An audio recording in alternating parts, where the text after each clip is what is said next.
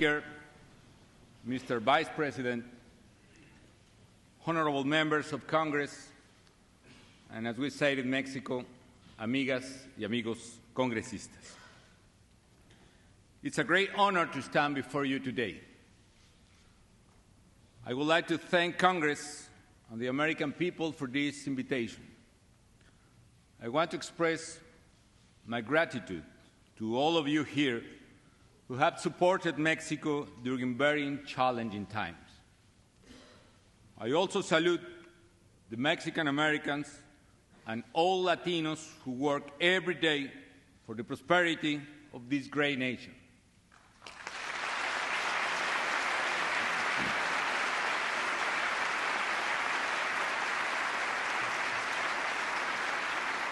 Mexico is a young country, but a very old nation. Our roots go back thousands of years. However, this year is especially significant for us.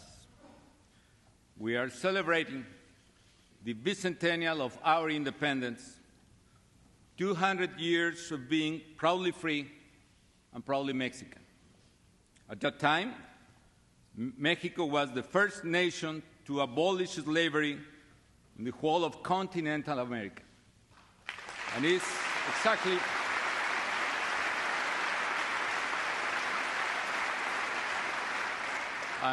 is exactly 100 years since the Mexican Revolution, a revolution against oppression, a revolution for justice and democracy. As you can see, Mexico was founded on the same values and principles as the United States of America. We are very proud of this past. However, the Mexican people and their government are focused on the future. That is why Mexico is a country in a continuous process of transformation.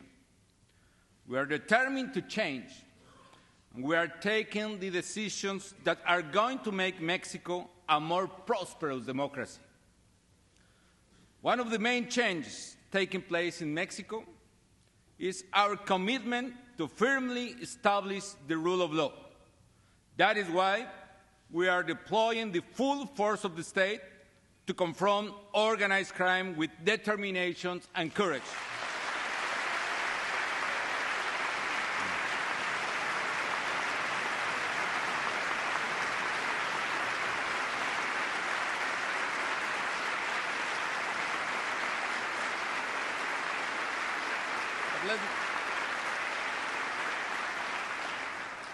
But let me explain. This fight is not only and not mainly about stopping the drug trade only. It is first and foremost a drive to guarantee the security of Mexican families who are under threat from the abuses and the vicious acts of criminals.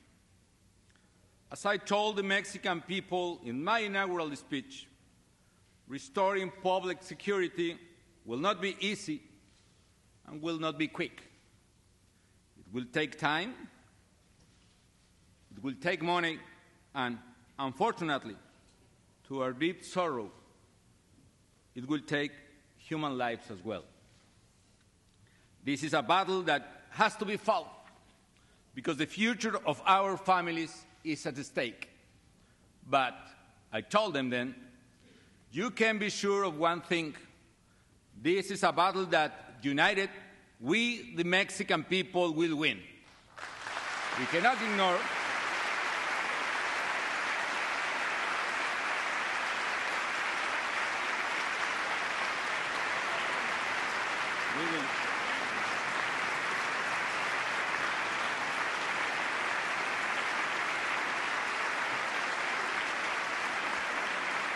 we will win, but we cannot ignore the fact that the challenge to our security has roots on both sides of the border. At the end of the day, its origin is the high demand for drugs here and in other places. Secretary of State Clinton has said, we accept our share of the responsibility. We know that the demand for drugs drives much of this illicit trade. This is symbolic of our new relationship. We have moved from the suspicious and the mutual recrimination of the past to the cooperation and mutual understanding of the present.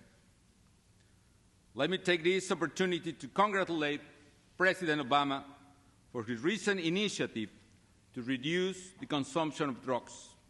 I hope, for the good of both nations and the entire hemisphere, that this succeeds. Now, let me tell you what Mexico is doing to confront and overcome this problem. First, we have not hesitated to use all the power of the state, including the federal police and the armed forces, in order to support the local governments that are facing the greatest threat from organized crime. This is a temporary measure to restore order. The goal is to provide local governments time and the opportunity to rebuild and strengthen their security and judicial institutions. Second, we are weakening the financial and operational capabilities of criminal gangs. Federal operations have led to record seizures of drugs, cash, and weapons from the criminals. We are hitting them, and we are hitting them hard. The federal forces have also arrested many important felons who are now facing Mexican justice. And we have extradited a record number of criminals to face justice here in the United States.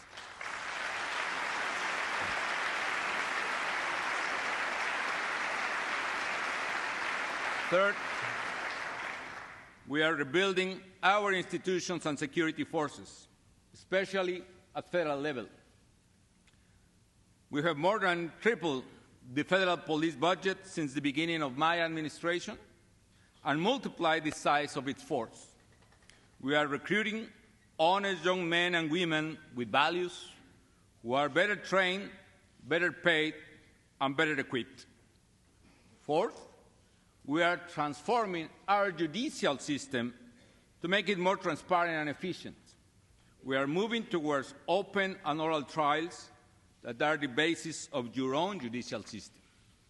And fifth, we have set up social programs to prevent young people from turning to crime, including prevention and treatment for addictions. As you can see,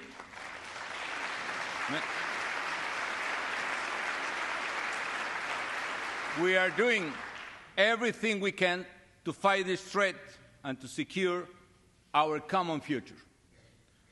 We are fulfilling our duty as a good neighbor, taking care of business in our side of the border.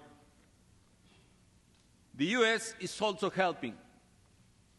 Congress approved the Merida Initiative, which we greatly appreciate, and our administrations are sharing more information than ever to fight crime. However,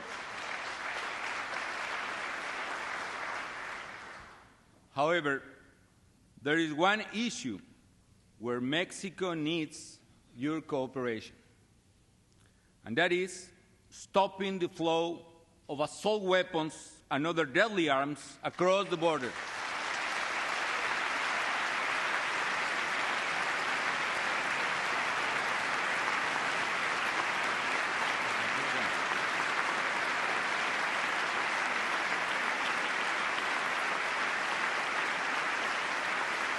I fully respect. Let me be clear on this.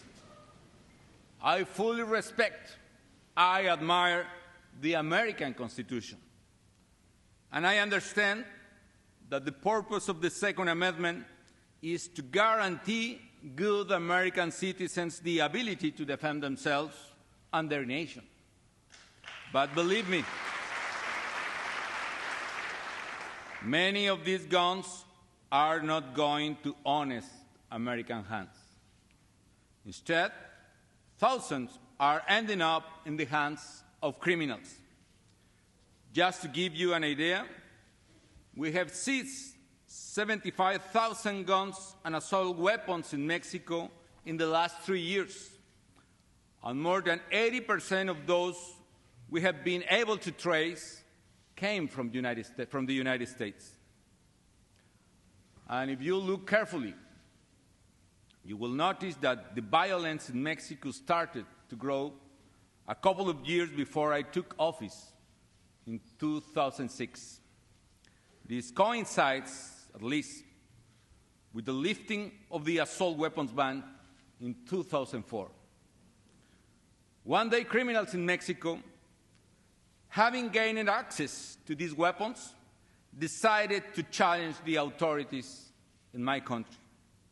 Today, these weapons are aimed by the criminals not only at rival gangs, but also at Mexican civilians and authorities. And with all due respect, if you do not regulate the sale of these weapons in the right way, nothing guarantees that criminals here in the United States, with access to the same power of weapons, will not decide to challenge American authorities and civilians. It is true the U.S. government is now carrying out operations against gun traffickers. But it is also true that there are more than 7,000 gun shops along the border with Mexico, where almost anyone can purchase these powerful weapons. I also fully understand the political sensitivity of this issue. But I will ask Congress to help us with respect and to understand how important it is for us that you enforce current laws to stem the supply of these weapons to criminals and consider reinstating the assault weapons ban. Let us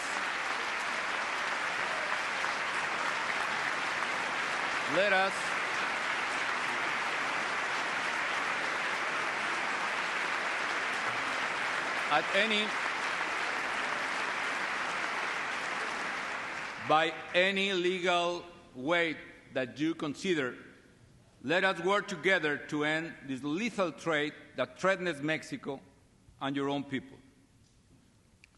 I have spoken at length on this issue about security because I know it is a big concern on the American people.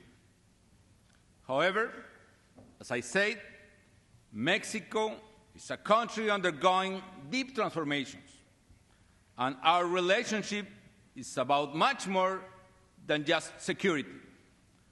We are turning our economy into one that is competitive and strong, capable of generating the jobs Mexicans need.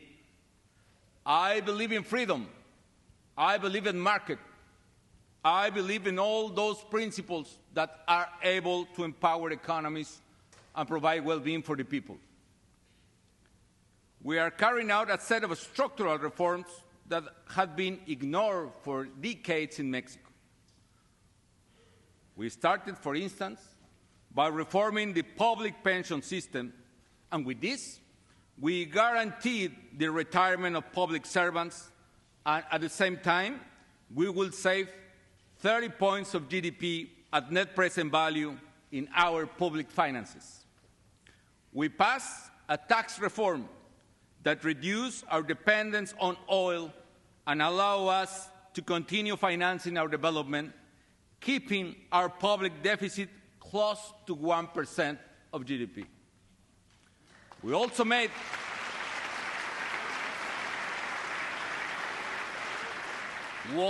important changes to the oil sector.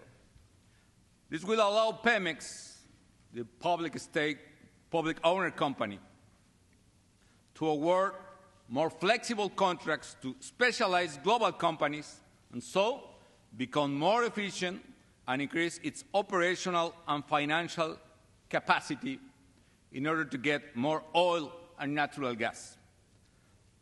This will ensure our energy independence and strengthen regional energy security as well.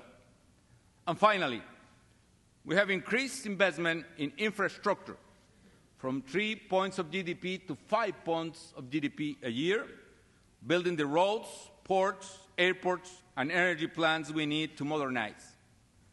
This is the highest investment level in infrastructure in decades. These changes are making us a more modern country and a stronger partner of the United States. The energy reform, the fiscal reform, the pension reform, the investment in infrastructure, among others, have all prepared us for a better tomorrow, but also allow us to overcome the terrible economic crisis last year. Then, Mexico's economy experienced its worst contractions in modern times. However, thanks to strong regulations, not 1 cent from taxpayers went to a single bank in Mexico last year. We were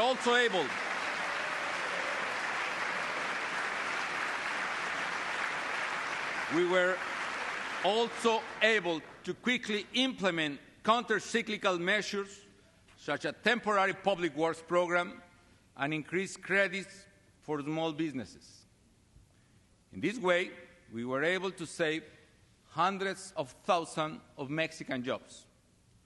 We managed this even though we had to face a series of emergencies, any one of which would have derailed a weaker country. We faced the perfect storm last year. Besides the crisis, we overcame the second worst drought in 70 years, the biggest ever drop in oil production, and the outbreak of the H1N1 flu virus.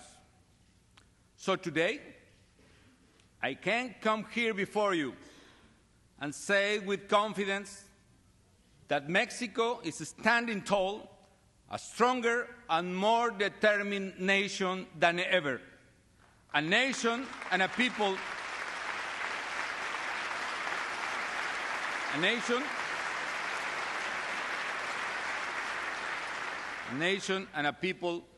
ready to face the future and take the rightful place in the world.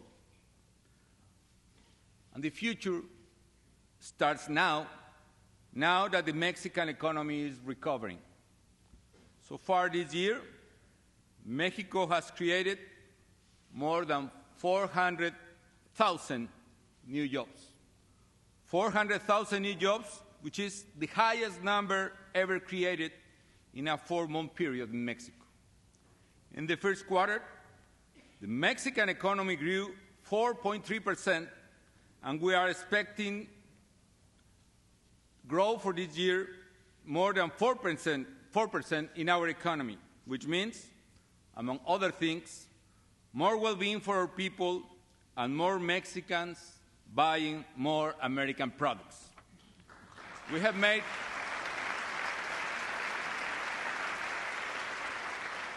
have made structural reforms to modernize our economy, and we want more. Today, our Congress is debating stronger antitrust regulation, as well as new labor legislation that will provide more opportunities for women and young people. And my government is auctioning both wireless frequencies and optic fiber backbone in order to increase competition and coverage in telecoms. Mexico is on the right track toward development now. And as well as promoting economic progress, we are improving the quality of life of all Mexicans under the principle of equal opportunities for all. Thanks to Oportunidades, an advanced poverty relief program, Mexico was able to reduce the number of people living in extreme poverty from 35 million in 1996 to 14 million in 2006. This program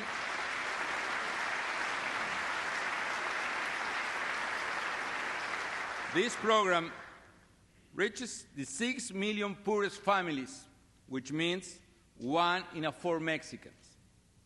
Equal opportunity means more and better education, and we have provided a scholarship to 6 million poor children of all ages. And at the same time, we are investing more than ever in free public universities. And today, almost 90,000 students graduate as engineers and technicians every year in my country.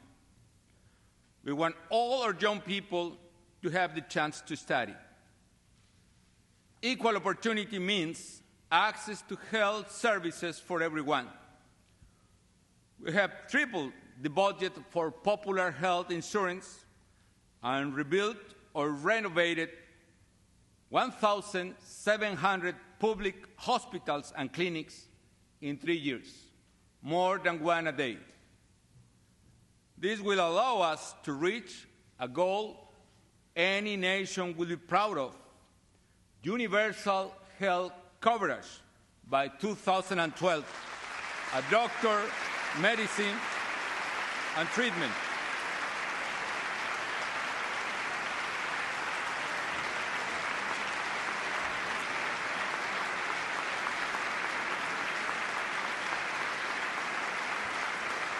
A doctor, medicine, and treatment for any Mexican that needs it. Equal opportunities means more and better education, cutting-edge poverty-fighting programs, and universal health coverage. By improving opportunities for all, we are giving people 1 less reasons to leave Mexico. As you can see, Mexico is a country in transformation. This is making us an even more strategic partner for the future prosperity of the American people. The world is more global and more interconnected every day. It is also divided into large economic regions. Those regions that maximize their comparative advantages will be the ones that succeed. And we both need to compete with Asia and with Europe. Mexico and the United States are stronger together than they are apart. Our economic ties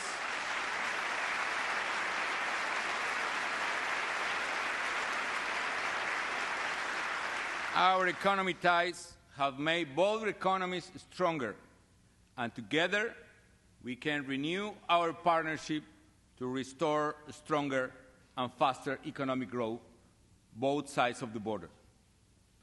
A stronger Mexico means a stronger United States. Let us not forget, Mexicans are the second largest foreign buyers of American goods in the world. And a stronger United States, of course, means a stronger Mexico. So I invite you to work with Mexico and consolidate North America as the most competitive region in the world. I believe on that.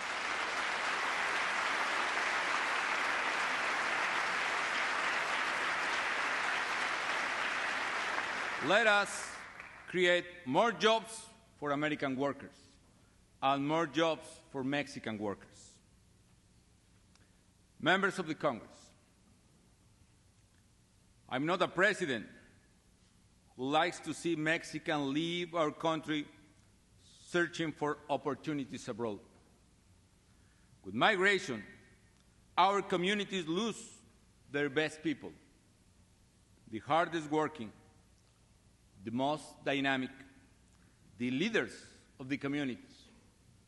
Each migrant is a parent who will never see his children again.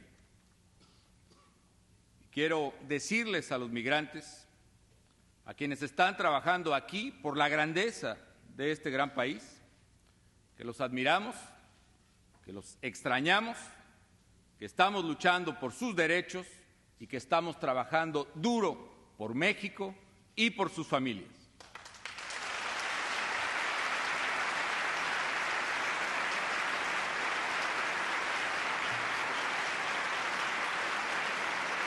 I want to say to the migrants,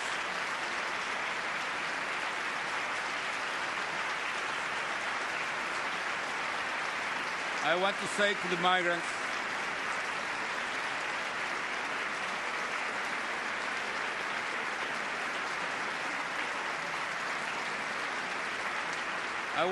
to the migrants, all those who are working really hard for this great country, that we admire them, we miss them, we are working hard for their rights, and we are working really hard for Mexico and for their families.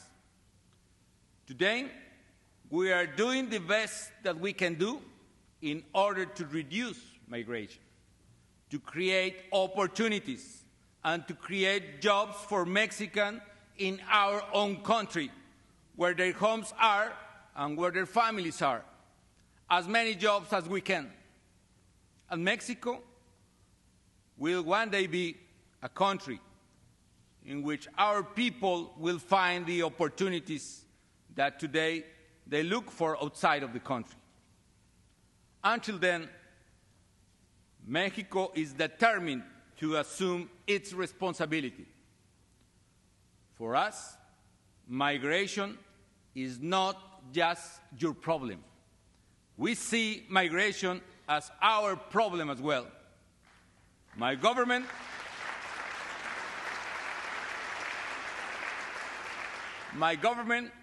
does not favor the breaking of the rules. I fully respect the